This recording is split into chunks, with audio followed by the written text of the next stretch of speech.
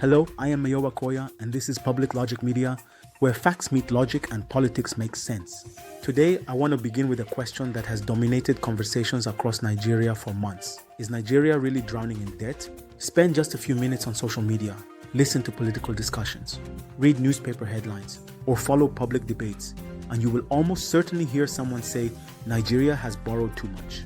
For many people, that statement has become an accepted fact, but just a few days ago, something happened that challenged this popular belief. On July 3, 2026, the World Bank's country director for Nigeria, Matthew Burgess, made a statement that surprised many Nigerians. He said, Nigeria's biggest fiscal challenge is not high debt, but low government revenue. At first glance, that sounds almost unbelievable. How can a country with public debt running into trillions of naira be told that debt is not its biggest problem? Was the World Bank saying debt does not matter? Was it saying Nigeria should continue borrowing without limits? Or have many of us misunderstood what the World Bank was actually trying to say? That is the question we will answer today. And by the end of this episode, you will understand why economists often look beyond the headline figures before reaching a conclusion. Before we discuss Nigeria, let us first understand something very important. What exactly is public debt? Many people think debt is automatically a bad thing, but in economics, debt is neither good nor bad. Debt is simply a financial tool. Think about it this way. Imagine a young couple wants to build their first home. They have enough savings to build only 2 rooms today, but they know the entire house will take several years if they depend only on their current income. Instead, they take a mortgage, complete the house, move in immediately, and gradually repay the loan over many years. Was borrowing the problem? Not necessarily. The important question is whether they can comfortably repay the loan from their future income. Countries operate in a similar way. Governments borrow to finance projects that may take many years to complete. Roads, railways, power infrastructure, hospitals, schools, water projects, and other long-term investments. This is why borrowing by itself is not unusual. In fact, almost every country in the world borrows. The United States borrows, the United Kingdom borrows, Japan borrows, South Africa borrows, India borrows. Borrowing alone does not determine whether an economy is healthy.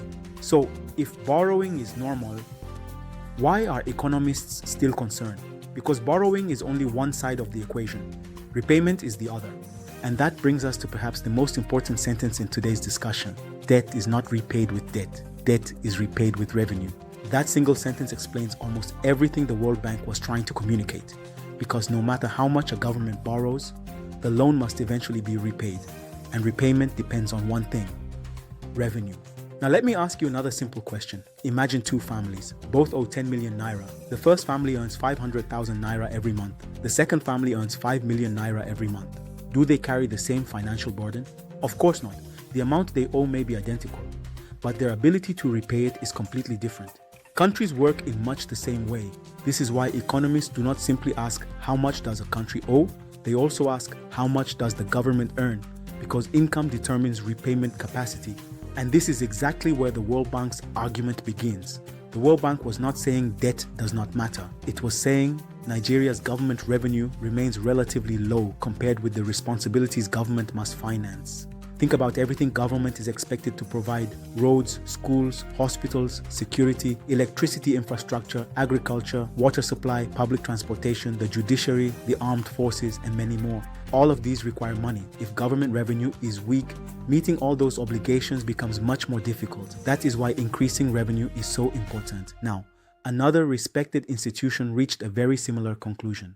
The International Monetary Fund, commonly known as the IMF. The IMF notes that Nigeria's public debt remains moderate relative to the size of the economy. However, it also points out that debt servicing continues to consume a significant share of federal government revenue. In simple terms, a large portion of government income goes towards paying existing debt before many other priorities can be funded. That does not necessarily mean Nigeria is in a debt crisis, but it does mean government must manage borrowing carefully while increasing revenue and improving fiscal discipline. So, the World Bank and the IMF are not contradicting each other. They are looking at the same issue from different angles.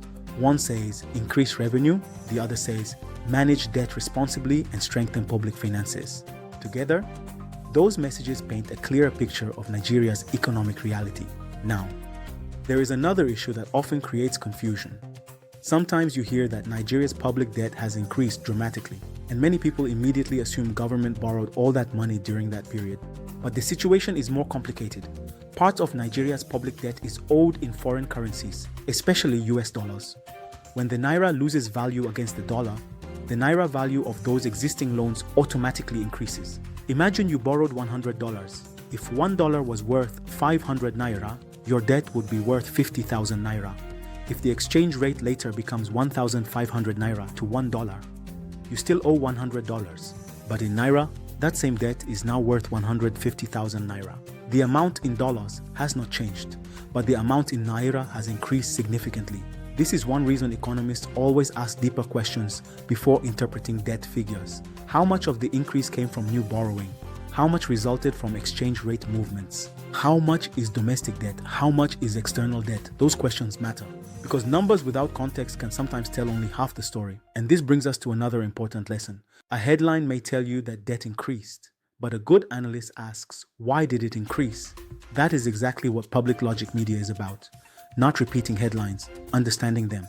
Now, does all this mean Nigerians should stop asking questions about borrowing? Absolutely not.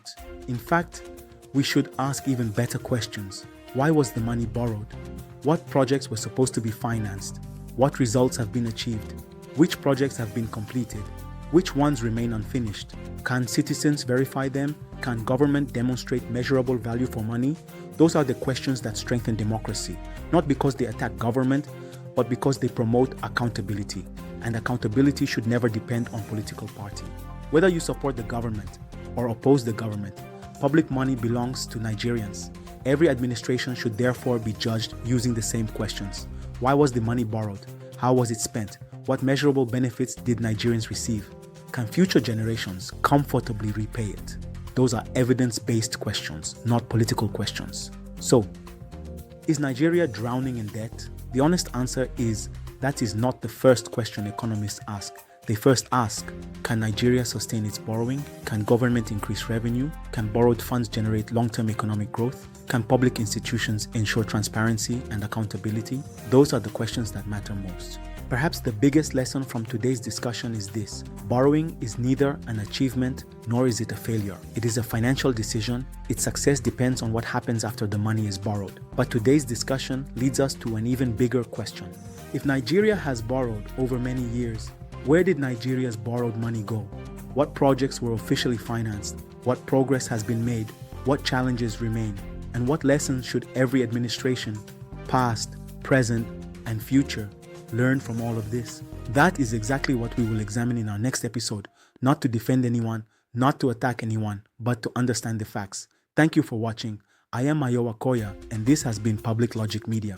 If you found this analysis valuable, please subscribe and join our growing community. Until next time, stay informed, think critically, and let facts guide your opinions.